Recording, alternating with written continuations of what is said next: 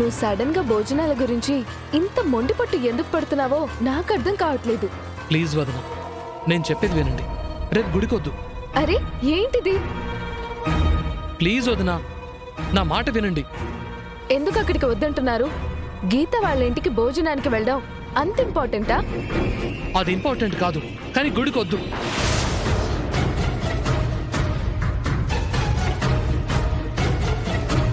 ఏంటి?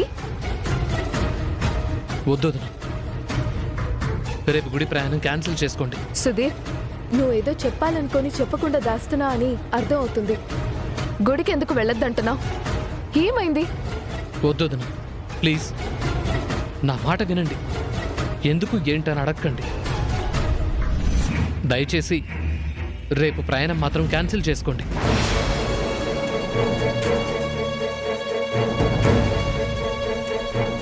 సుధీర్, దయచేసి చెప్పండి, ఏంటి?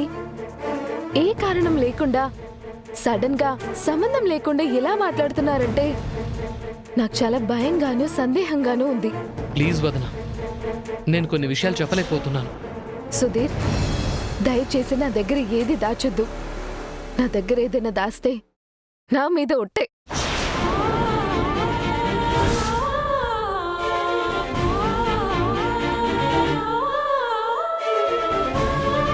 చెప్తున్నాను కదా వదన, దయచేసి అర్థం చేసుకోండి. నేను సమయం వచ్చినప్పుడు తర్వాత మాట్లాడతాను. సుధీర్, చెప్తారా లేదా? ఏం చెప్పను వదన. నేనేదో మత్తు పదార్థాలకు బానిసయ్యాననో వ్యాపారం చేస్తున్నాననో నా మీద నేరం మోపారు. కానీ ఆ నేరం నేను చేయలేదు. అసలైన నేరస్తుడు ఎవరో తెలుసా? ఇందు భర్త ప్రణయ్.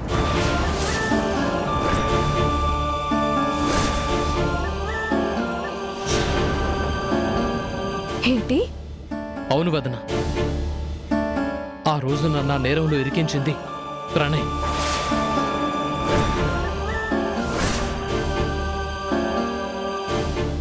సుధీర్, ఏం మాట్లాడుతున్నారు మీరు? నిజం.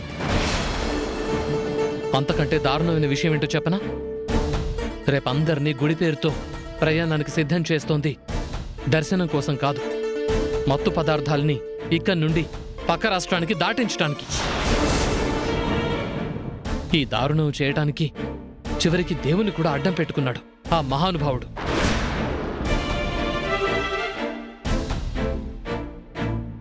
సుధీర్, ఏంటి మీరు అనేది? నిజం వదన, ఈ విషయం మీరు నమ్మడానికి చాలా కష్టంగాను బాధగాను ఉండొచ్చు, కానీ ఇది నిజం. ప్రణయ్ ఇదంతా చేశాడనడానికి సాక్ష్యాధారాలు కూడా ఉన్నాయి. 5 రోజుల క్రితం ఆఫీస్ దగ్గర మొట్టమొదటిసారిగా ప్రణయ్ విశ్వరూపాన్ని నేను చూశాను.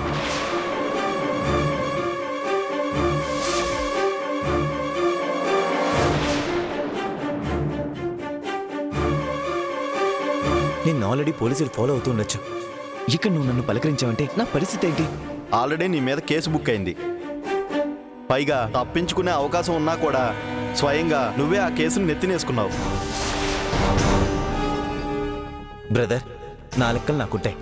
తప్పించుకునే అవకాశం ఉన్నా ఉత్తినే ఆ కేసు నా మీద వేసుకోవడానికి నేనేం పెదవనా? ఆ కేసు నేను నెత్తిన వేసుకోవడం వల్ల నేను మంచో నేను వాళ్ళు నమ్ముతున్నారు.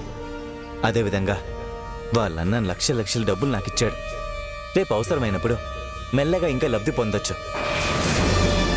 30 లక్షల రూపాయల సరుకు బోర్డర్ దాటించడానికి ప్లాన్ చేసావా లేదా? ఇంతకీ సరుకు రెడీ అయిందా? ఆ తర్వాత ప్రణయ్ని నేను అనుక్షణం ఫాలో చేస్తూనే ఉన్నాను. అప్పుడు మరో దారుణం తెలిసింది.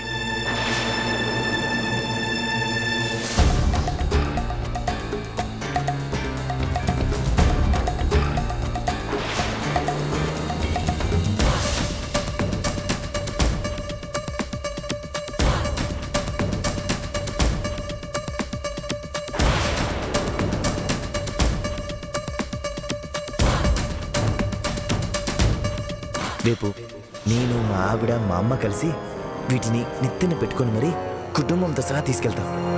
పోలీసుల కళ్ళు కప్పడానికి ఫ్యామిలీతో సహా యాత్రికులతో వెళ్తామన్నమాట.